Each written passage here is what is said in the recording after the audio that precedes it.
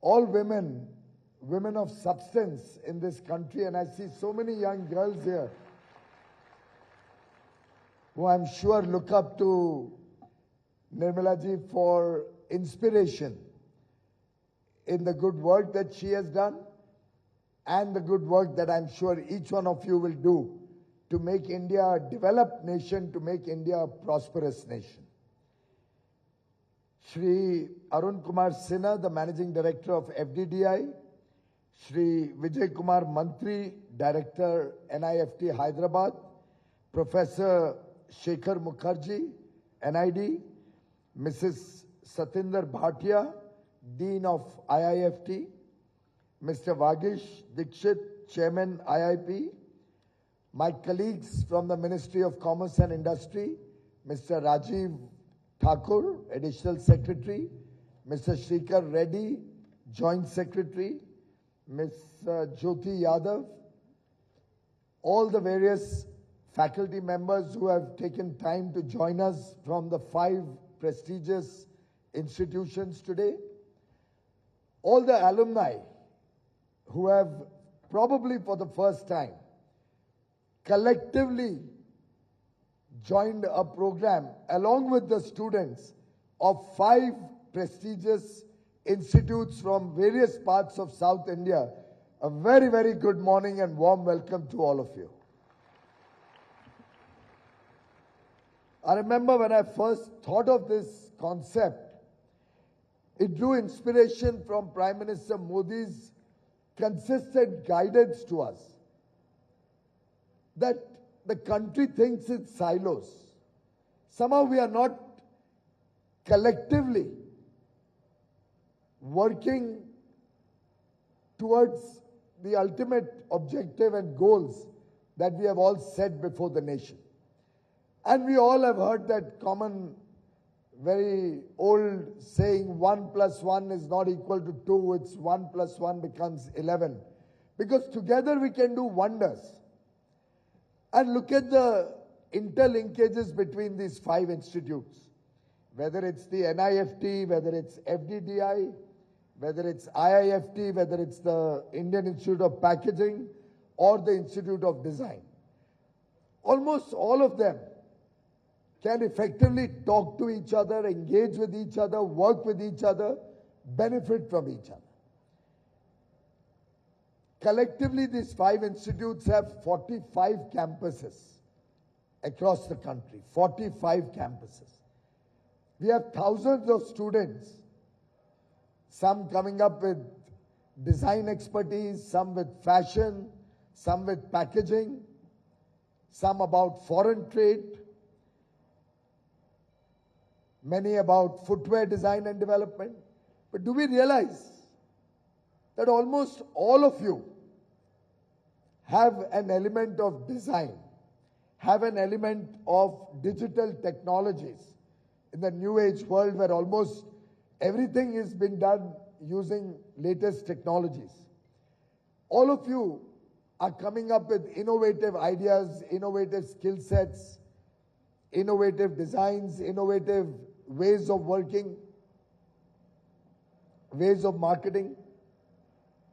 And many of you are today entrepreneurs who are job creators, who are seeding their own business, their own ventures, whether in India or internationally or both. And therefore, I think it's very appropriate that we must draw synergy between the 5 streams that are collected here today. Frankly, I'm really delighted to see the large participation. It's far beyond my imagination. When I first thought of it, I was very worried whether we'll be able to get alumni to come, whether we'll be able to get the synergy between all 5 organizations. But the enthusiasm of this team before us and your enthusiasm has truly encouraged me to announce to our young friend who asked the question that we will now institutionalize it. We'll have it across the length and breadth of the country. We'll have similar engagements to connect all of you together. And what better way to start than with the illustrious presence of the Honorable Finance Minister, under whose guidance the Commerce and Industry Ministry actually took wings after 2014.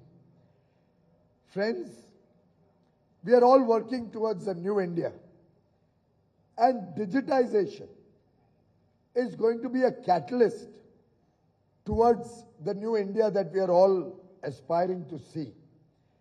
Innovation and entrepreneurship rests on the strength of digitization. It lowers the entry barriers. More and more people get an opportunity, even with less capital, to think big. E-commerce, for example, has shown us that way. And it helps you bring quality, it helps you bring scale, it helps you improve your efficiency. And all of these put together will help us not only take prosperity to the remotest corners of the country and our weavers, our artisans, our handicraft experts, our people engaged with khadi, with handloom, but will help provide them additional income, help provide them livelihoods, will help us earn precious foreign exchange, will help us grow the economy, and will help us create millions of jobs across the country. In fact, the world today recognizes, thanks to the very, very deft handling of the Indian economy by Honorable Finance Minister Srimati Sitharamanji, under the guidance of Prime Minister Shri Modi, the world today is looking up to India as a bright spot amidst the chaos that the world is going through. We are a country that's recognized by the Chief of IMF, Ms. Christine Lydia, or by the Chief Economist of IMF, by business leaders from across the world, by world leaders as the bright spot, as the country which will take the world economy forward. Yesterday I was sharing my statistical analysis, looking at the fact that the Indian economy over the last 30 years has grown 11.8 times, 11.8x growth. And we have just reached the cusp, the inflection point. From here onwards, in the next 30 years, India is going to clearly breach the $30-35 trillion mark and take India to the level of a developed country, a prosperous country with inclusive growth for all the people of India. And all of you friends, students and alumni of these 5 institutes have a very important role. You are the stakeholders who can make this happen. You saw during the COVID crisis how different elements from amongst us were able to come up with innovative solutions to tackle the COVID crisis. In fact, I am in the city of Hyderabad, the city of pearls, and I can proudly say thank you to Hyderabad, because I got my vaccine, which was designed, innovated, patented, and produced by a company from Hyderabad, Bharat Biotech. When the country needed personal protective equipment, and we went across the world, we couldn't find any. The rich countries were cornering the stocks of PPEs. On one clarion call of the Honorable Prime Minister, our textile industry came up to speed. Our designers from NIFT worked day and night, innovated domestic manufacturing. And friends, we are the world's 2nd largest producer of personal protective equipment today in India.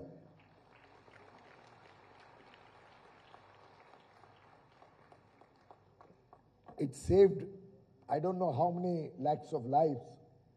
The fact that we had adequate stocks. We are not only able to meet the needs of India, we are exporting PPEs now, and the cost has come down significantly. Similarly, many of you have gone through the RT-PCR test. We do the swab. You've all gone through enough tests, I'm sure, in the last 2.5 years. That swab used to be imported for 18 rupees per swab. When we realized that it's going to be unaffordable for a large country like India, where the government has to pay, and we were making sure that all of this was available in big measure for free. And we appealed to the industry to come up with an indigenous solution. You'll be amazed, friends, in 10 days, only in 10 days, Indian industry rose to the challenge. And it must have been somebody like one of you who developed an indigenous swab, high quality. From 18 rupees, the cost came down to 1 rupee 40 paise. And we never saw the shortage of swabs anywhere in the country. Similarly, when we needed ventilators in a big way across the country, or we needed rapid testing kits, it was India which innovated, which produced high quality products, made sure it met India's needs, and went across the world. I'm only sharing this with you because I believe you all have that potential. Alumni of NID, alumni of NIFT, alumni of the Institute of Packaging or the FDDI, each one of you has the ability to come up with innovative solutions, come up with new ideas, new designs, new offerings, which can transform the future of India. And our friends from IIFT will help take it to world markets.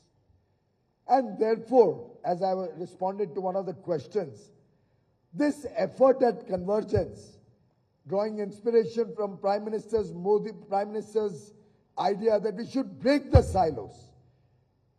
हम लोगों के बीच में जो दीवारें हैं, उन दीवारों को तोड़ के जितना ज्यादा मिल के काम करेंगे, उसका परिणाम अद्भुत होगा. You'll have transformational results, unimaginable outcomes when we all put our head and efforts together. And I'm sure no challenge will be difficult for our competent alumni and students of these institutes, work collaborating with each other, cooperating with each other, working together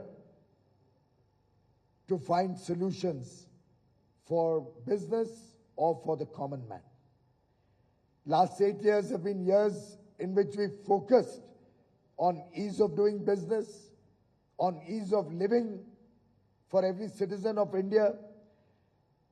We are looking at the entire nation adopting modern quality standards, one nation, one standard.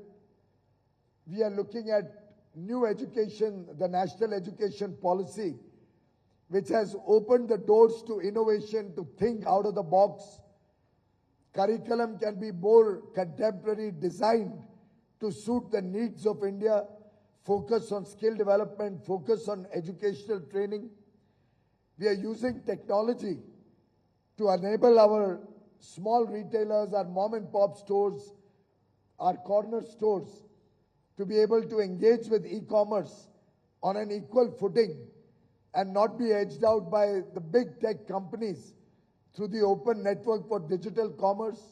A simple set of protocols which will allow consumers get greater choice and will allow every small startup entrepreneur in every city or town or even a small locality connect the local stores through e-commerce into the main system, so that even a person who may log on to a platform, any platform whatsoever, anywhere in the country, will be able to see the offerings of people across the country, of small shops, big shops, different platforms across the country, thereby making buyers and sellers get connected agnostic to the platform on which they are either buying or selling.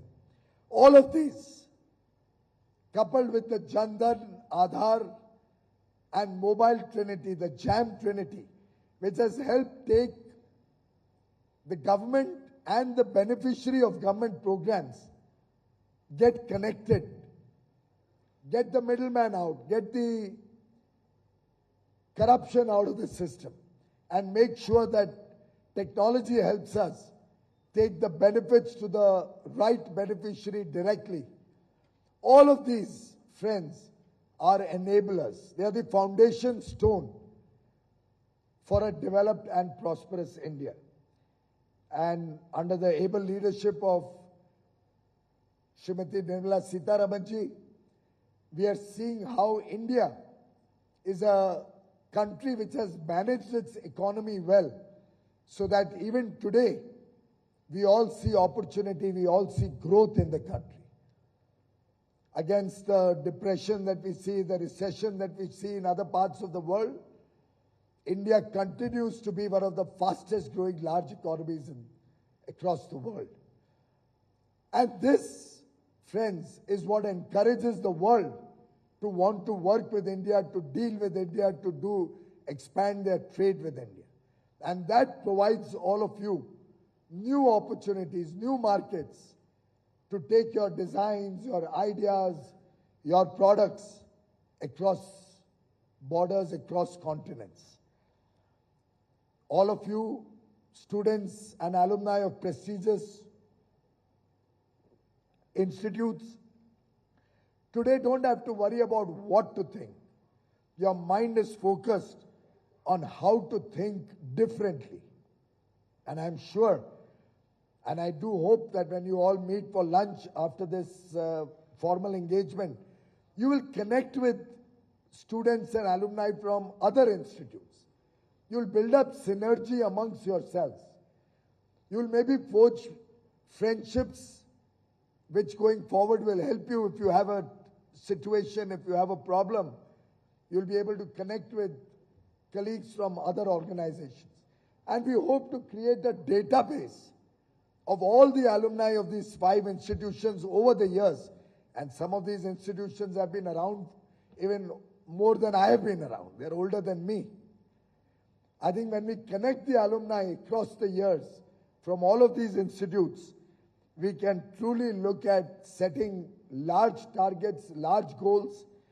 We can look at taking global leadership in the areas of design, innovation, fashion technology, packaging, footwear, and truly meet the commitments or the aims that each one of you has set out when you joined any one of these 5 institutes. As Honorable Finance Minister just mentioned, sustainability is today one of the most important issues. The Honorable Prime Minister has spoken about lifestyle for environment. That's an area where many of you can come up with innovative solutions to help our lifestyle become more environmentally conscious, address the challenge of climate change.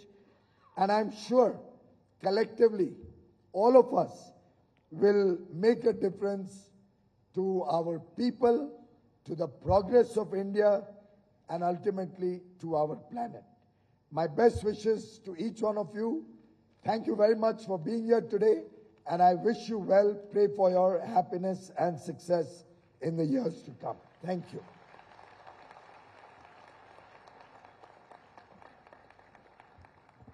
Thank you so much, sir. I now request Honorable Finance Minister Srimati Nirmala Sitharaman ji to address the gathering. Can we welcome her with a huge round of applause, please?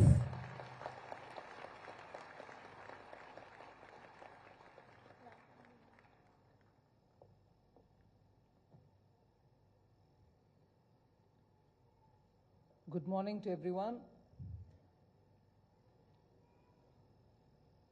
My colleague, Minister Piyush Goyal, and all heads of institutions, officials from the ministry, faculty of these institutions, and more importantly, the alumni and the students of these institutions of excellence.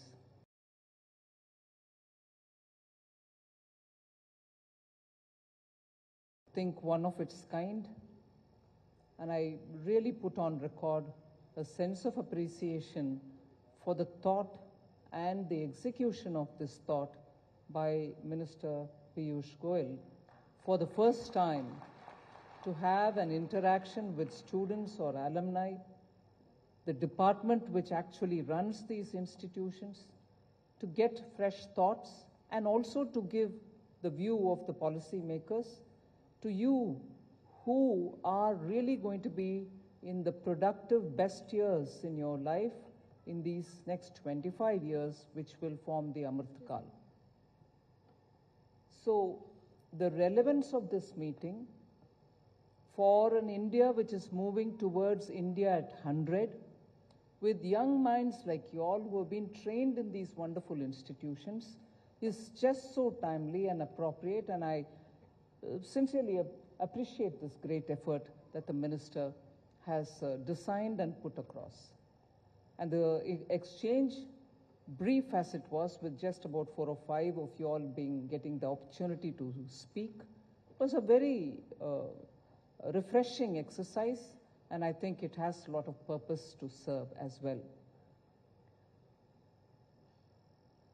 While I like to take this opportunity to speak a few things which actually emanate from the various questions that have been asked, I'll start with the reference to Honorable Prime Minister's speech from the Red Fort when he said, for the next 25 years, we need to be guided by the Panch Pran, the 5 very important, let us say, sankalp or motive or objective or principles, which in substance, all 5 taken together speak about really remembering the rich cultural heritage, really remembering the richness of our inheritance, and equally importantly, discarding what we've been inheriting by force, I would think, by the presence of an imperial ruler.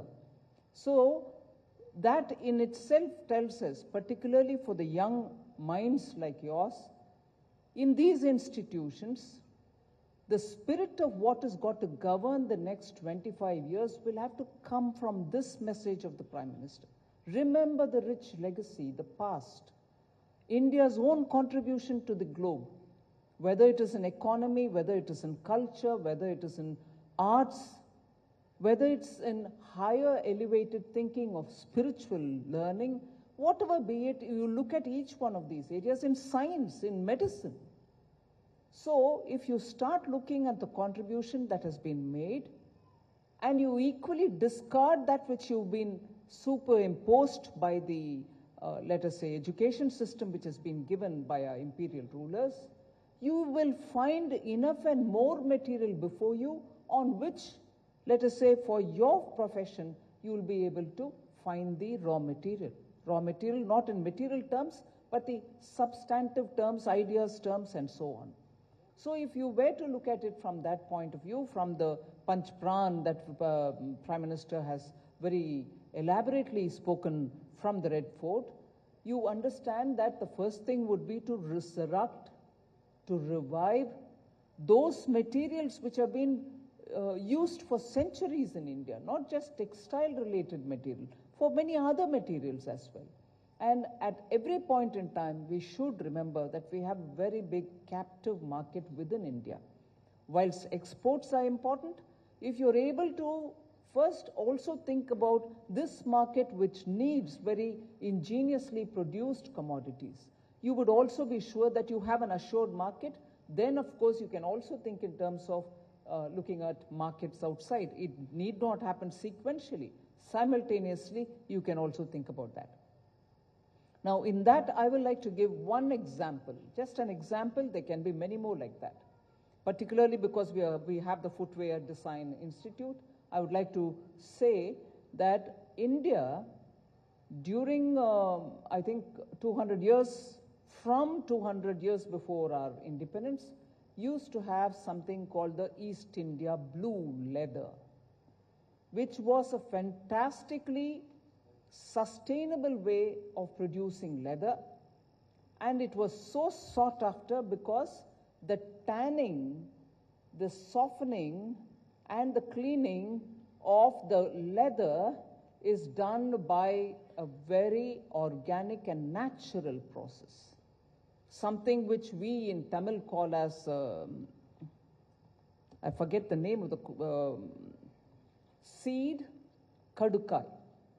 It is a natural tree-borne seed which is soaked in water, and with that the leather is treated. And that leather was much sought after because it has no chemical process of treating it. And blue was a big thing. Even today, I know some parts of Tamil Nadu which produce it, which is per centimeter length or per meter length. It's measured in length and squares of lengths of leather. Even today fetches a very high price in the international market, for purely this reason that it is produced in an eco-friendly way. And this was done for more than now 200 years. Now, if you could think in terms of producing, designing something out of such material, you're supporting those who have kept that sustainable way of using leather, at the same time giving a futuristic message saying that's the kind of leather we should, in fact, have in India, produce in India, and therefore you will be able to also attract a market which is now so obsessed, and rightly so, obsessed with sustainable materials. I've just given you one example. There can be many more in many parts of the country, all of which are dying purely because the lady asked me about how to empower artisans, how to empower weavers, how to empower traditional arts. This is the way I would think. If you are able to come up with more designs using such materials, you're going to be able to empower people who depend on that activity. So if that's one. The second I would like to also highlight as an example pertains to the jewelry sector, where design is important, where skill is important. And here I'm not just talking off the cuff.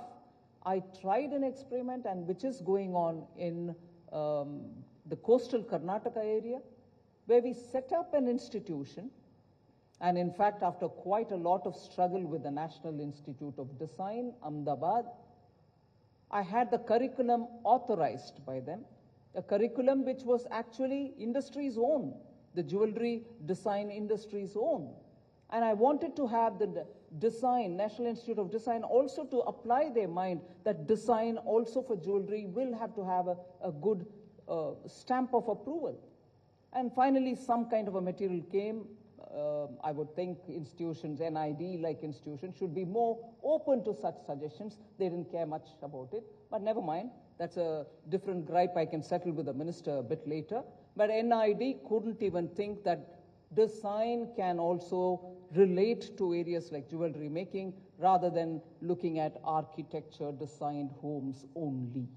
So design itself will have to have a lot more wider spectrum of application. So NID-like institutions should widen their area of activity to look at other areas where design will be of use, commercial use as well.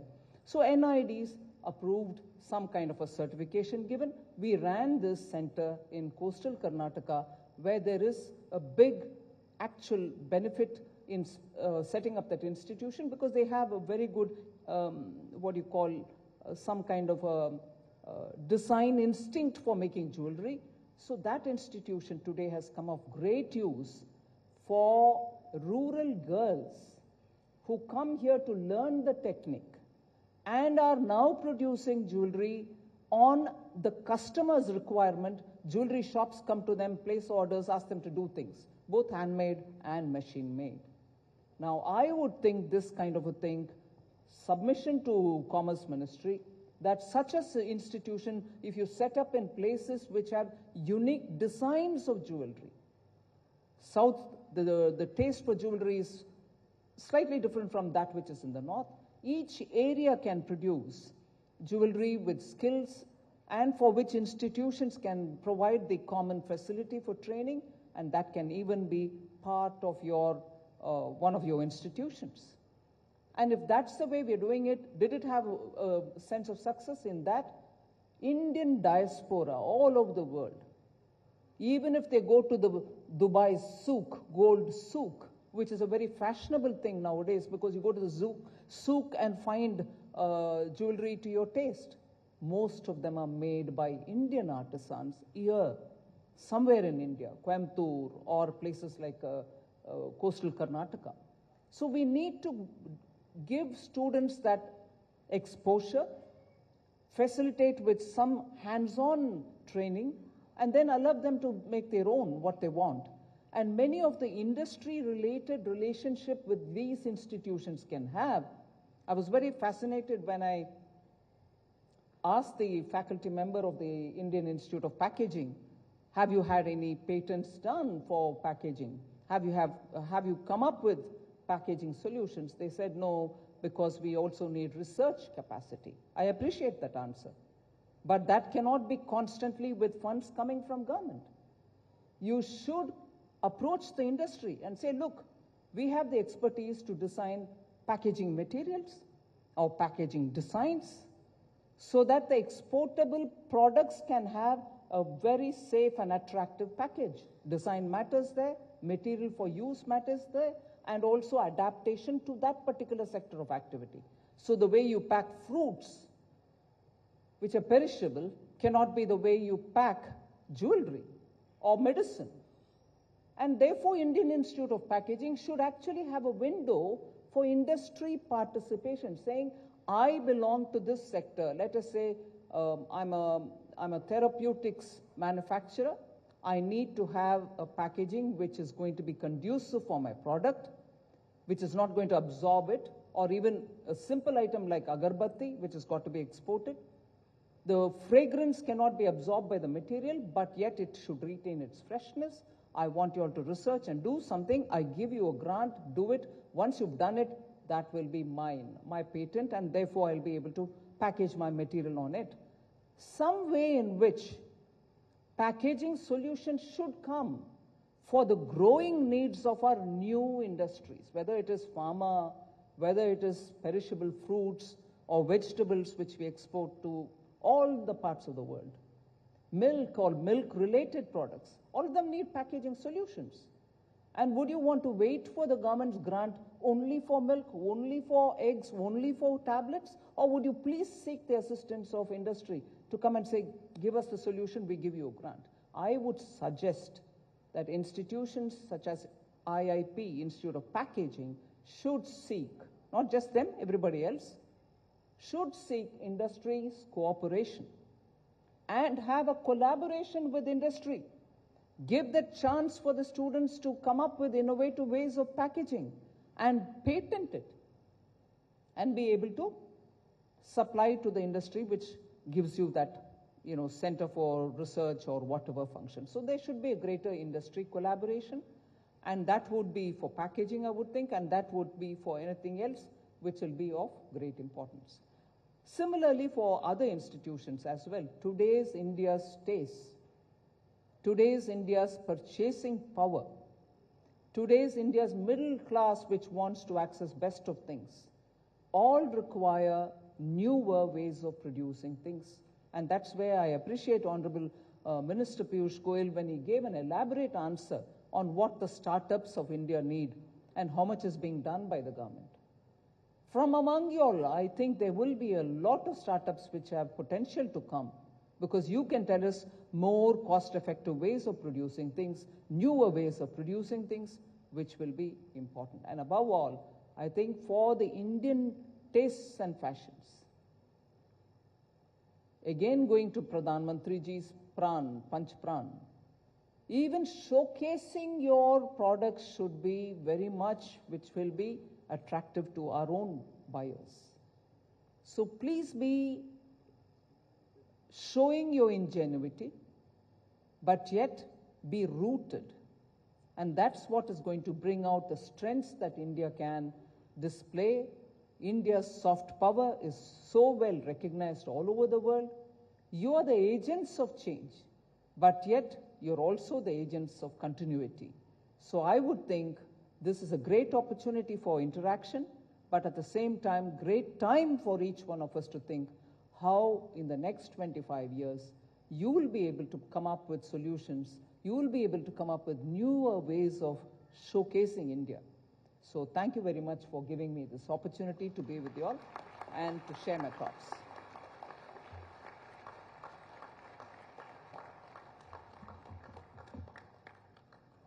Thank you so much, ma'am. I would now request Mr. Rajiv Singh Thakur, Additional Secretary, IAS, to present memento to Honorable Finance Minister Srimati Nirmala Sitharaman ji. Can we give them a huge round of applause, please?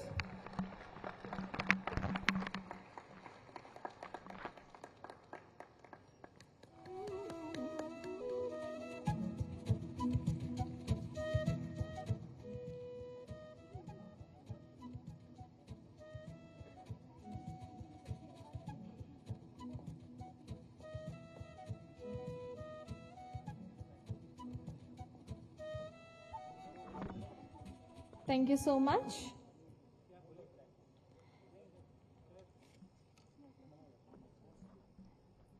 I would now request Mr. Vagish Dikshit, Chairman IIP, to please come forward for the vote of thanks.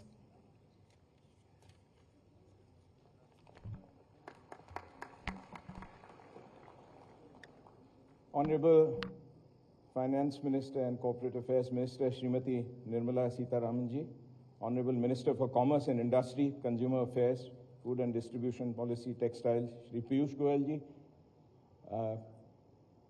and all the dignitaries on and off the dais, dear students, friends. I'd like to thank the Honorable Ministers for taking time out of the busy schedules and to address this August gathering. Thank you very much for your valuable insights. I do want to assure Honorable Finance Minister that whilst IIP does not file patents in the abundance that it can, but it is working with over 150 industry and placing thousands of students in the possibilities of learning from the latest and the greatest. But we take inspiration from you because I think the future lies in patents emerging out of India. Work has started, and hopefully in the next year when we meet, we would have a laundry list that would excite you. Thank you. I do want to mention the energy we take from both of you relates to the opportunity in future to train hundreds and thousands of young, dynamic youngsters that you see sitting here and strengthen India's ability and resolve to be a far bigger and stronger global manufacturer and exporter of products in a safe, affordable, and sustainable manner. And when all the 5 institutes come together, this can be a tsunami of sorts. Towards this, we thank you and we assure you of our very best. I'd like to thank Arunji for the welcome address, Dr. Sujata and Shri Shekhar Mukherjee for their very interesting presentations on behalf of IIFT and NID. We are truly proud of the world-class institutions and the amazing opportunities they present. Lastly, and most importantly, to the alumni present here, I'd like to thank you for joining us today. As personally being a first-generation entrepreneur who started a journey in 1984 with 50,000 rupees, no money, returning from US without a job because I wanted to be in India, and with only one dream, to create 500 jobs. And I look back at the 4,000 people I call my colleagues in India, and over a 1,500 crore business that was created with exports to 12 countries as a very satisfying journey. And in this regard, I would ask you that while being a job seeker is still part of being of national service, but to be a job provider and to create a dream is a much bigger and much more satisfying journey. So I would join our Honourable Minister's clarion call, which is the same lines I had written, to take the leap of faith and create jobs and services in your chosen area of passion. The Indian and global markets beckon you with open arms. I'd like to conclude with 2 lines from the national poet Shri Ramdhari Singh Dinkar, who said, Lakshman Rekha ke das तटों तक ही जाकर फिर आते हैं, वर्जित समुद्र में नाव लिए स्वाधीन वीर ही जाते हैं. So go for that Lakshman Rekha, be the स्वाधीन वीर, and God bless you. And thank you to the media and everyone else who supported this function. Thank you very much. Thank you so much, sir. Once again, I would like to thank our honorable ministers and dignitaries for their valuable time and presence in gracing this occasion. So before we wind up, I request all of you all to please stand for the national anthem.